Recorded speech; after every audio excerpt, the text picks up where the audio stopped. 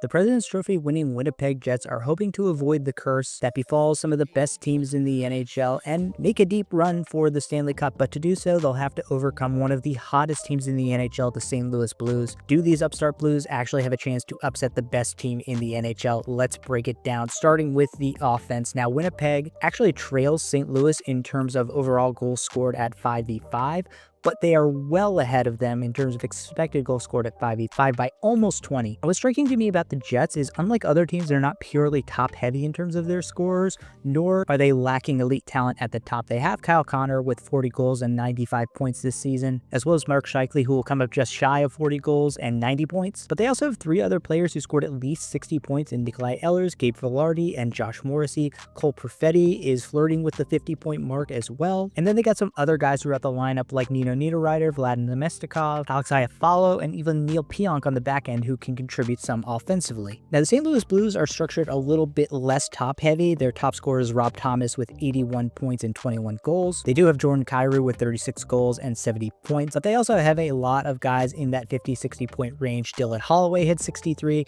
Pavel Buchnevich at 57, and Braden Shen at 50, with Jake Neighbors just outside of that mark at 46 points and 22 goals this year. They are pretty evenly matched, but I'm going to end up giving the edge to the Winnipeg Jets just because they're a little bit more productive in terms of the advanced analytics, and the actual goals scored at 5v5 isn't that big a chasm. It's only 6 goals, I believe. On the other hand, defensively, Winnipeg wins by a mile. They have almost 30 fewer goals surrendered at 5-on-5 and a slightly better expected goals against at even strength. And that's because Winnipeg's defense is honestly super stacked. I mentioned guys like Morrissey and Pionk having a great year, but Dylan DeMello is also very solid. Dylan Sandberg, Colin Miller, Hayden Fleury, Logan Stanley, all good depth pieces. Just a solid top to bottom lineup. In St. Louis, though, they do have Colton Parenko back now. Just doesn't excite me quite as much on the back end. Yeah, Cam Fowler's having a great bounce back year. Justin Falk is as well. Philip Broberg, who they offer sheeted over the summer, has been a breakout star for them, so I give the edge to the Winnipeg Jets. In between the pipes, it's a big advantage for the Winnipeg Jets as well, but I do want to put some respect on Jordan Binnington's name. He's had a pretty good year, a 90 save percentage and a .064 goal saved above expected. He's obviously a Stanley Cup champion, and you know that he can steal some games,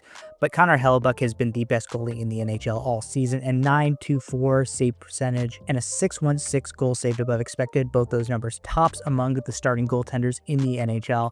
Connor Hellebuyck is the best goalie in the playoffs, and when you have the best goalie in the playoffs, you usually have a big advantage. Special teams is as well a huge advantage for the Winnipeg Jets. Their 29.4% PP effectiveness is far and away ahead of St. Louis's 22.1%, and they killed 79.3% of the penalties against them as opposed to the 74.2% of penalties that the St. Louis Blues kill. Across the board, the Winnipeg Jets just have advantages all up and down their roster and in their effectiveness, but one place I do think that the St. Louis Blues might have an advantage is behind the bench. Jim Montgomery obviously was fired by the Boston Bruins and has been maligned for his inability to get teams over the hump in the playoffs. However, since he started coaching the Dallas Stars in 2018-2019, every year that he hasn't been fired, he has made the playoffs, and 2 out of those 3 years he advanced past the first round. On the other hand, this will be Scott Arniel's first time coaching in the Stanley Cup playoffs, and I know he's had some moderate success in the AHL, but I do wonder if maybe the stage will be a little bit too big for him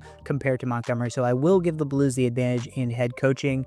But unfortunately, I don't think that that's going to do too much. I think just top to bottom, the Winnipeg Jets have a superior roster to the Blues in every single way, and I'm predicting that the Jets will win this series 4-1. I do think that the coaching of Jim Montgomery and Jordan Binnington's Magic could pull a game out of the air for St. Louis, but I would be surprised if they take more than 2 or 3 games in this series.